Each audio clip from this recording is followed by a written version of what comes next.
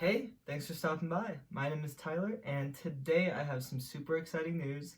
So, yesterday I took my 200 301 CCNA exam, and I am very happy to report that I passed. This was my first time taking the test, and I made it through. So, I am super excited, and I wanted to make a short video just kind of talking about it. This won't be a super long video.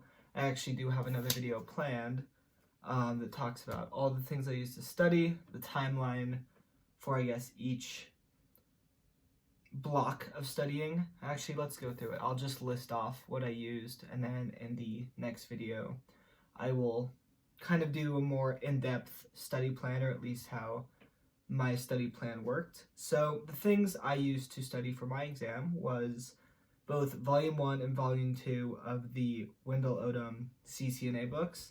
I did read both volumes. It's a lot of words, I think roughly 1,400 pages between the two books. I also used the network labs provided by Pearson. I actually didn't use Packet Tracer like a lot of people do, but I used the Pearson labs. They are, I think they're recommended in Wendell's book, so those are just the ones I went with. Up next, I did use Jeremy's IT lab. A lot of people recommend Jeremy. I have to say I do too.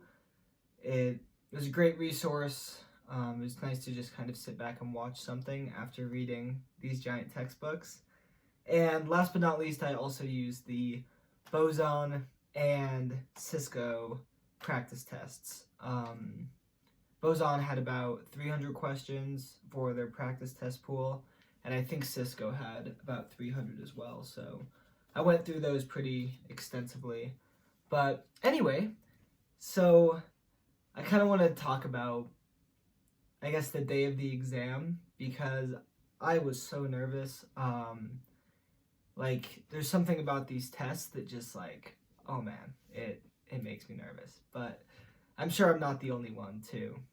But I was testing at noon, and I don't know why, but I showed up like an hour early. I was super early. I couldn't just sit around the house for an extra hour that morning.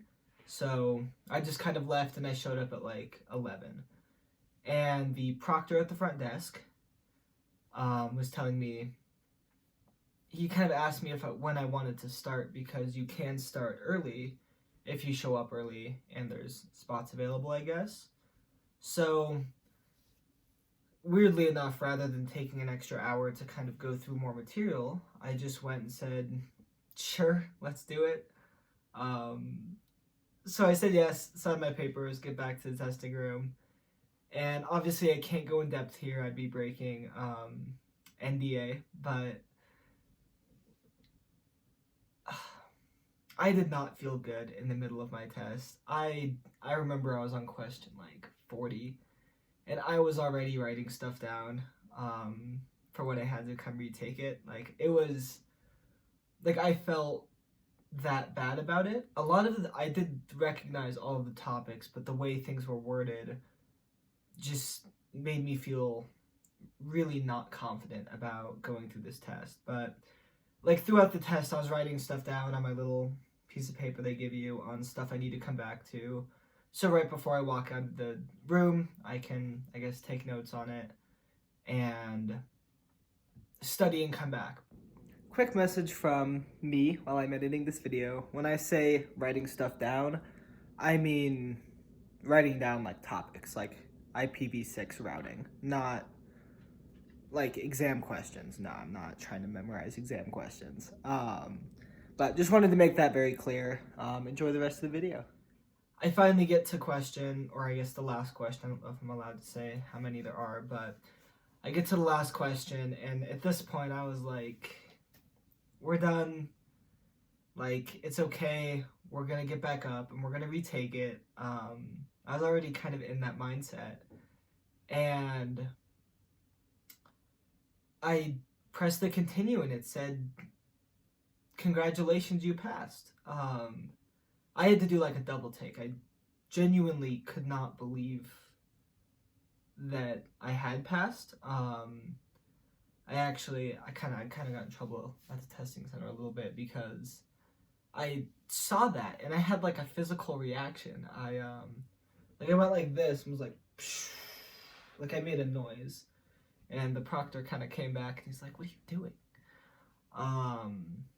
But yeah, I left, and I like the whole rest of the day I was searching the internet as to reasons why I would get a paper that says I passed and how that might not be correct, but I passed. Here I am. So I wanted to make a quick video kind of talking about how that went because it was incredibly nerve-wracking. I don't like taking big tests like that, but here we are. I do have a couple things planned for what's next. As far as a career perspective, I think cloud and security, even cloud security, would be super fun options. I like both of those concepts a lot. And I couldn't even wait a single day before I ordered my next book. I actually ordered the Cloud Practitioner Study Guide. So that will be the next one I'm going for. Seems like there's a lot of migration to cloud nowadays, so I think it would be a very good thing to be knowledgeable on. But videos coming up, more in-depth study plans for the CCNA, and also what I'll be doing for the Cloud Practitioner. I know it's a small exam. A lot of people say, oh, you can study for a week and pass it. I'm not like that. I have to really put some time into things. To get them, I can't just go and study something for 3 hours and pass an exam. Some people can, and that's very, very impressive, but I'm just not one of those people. So, yep, I'll make a video about what I'll be doing for the Cloud Practitioner exam, as well as, I guess, yeah, like I said, a more in-depth plan. Also, the Security Plus is on my radar.